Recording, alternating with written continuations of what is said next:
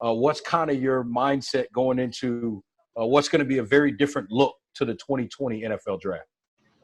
So right now I'm just hanging out in Atlanta, just trying to take care of my parents, just spend some time with them. And going forward, this is a weird situation. Everyone's at home. No one's linking up. Medical staff, Dolphins are trying to get stuff on Tua still, and they evaluated him before, and now they're just sitting here. And it's an ongoing discussion day in and day out. And it's making life difficult on everyone, but I think by the time the draft starts, everyone's going to have their plan, and we're going to see a fluctuation.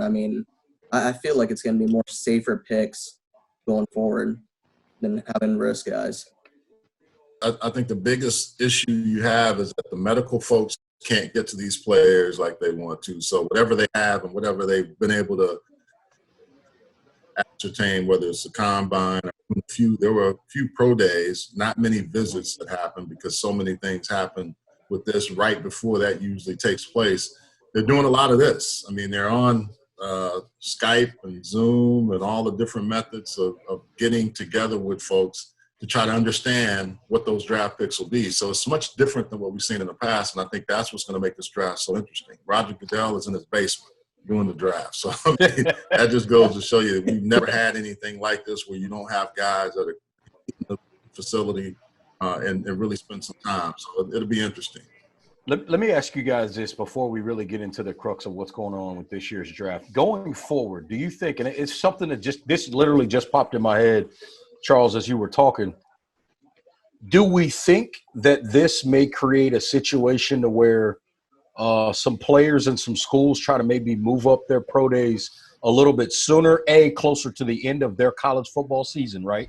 And B, just to make sure if there are any issues in the future, they've gotten their pro days in so these kids can work out in front of scouts. I think there's only a certain number of guys that go to the combine.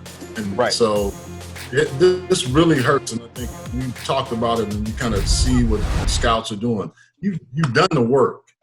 And you should know these players pretty well, but there's always something about that after the season, the all of the all-star games that take place, the combine, all of that little stuff seems to help solidify your choices. And think about Jalen Hurts. He's a good example, a guy that played well at the Senior Bowl, played well, performed well at the combine, and I think he was one of the few that did have a senior day or pro day out at Oklahoma. So when you look at that, it's something about that extra piece that helps scouts, and for whatever reason, say, I'm going to solidify this guy. This guy becomes my guy, even though he's put 4 years or however many years he's played in college on tape.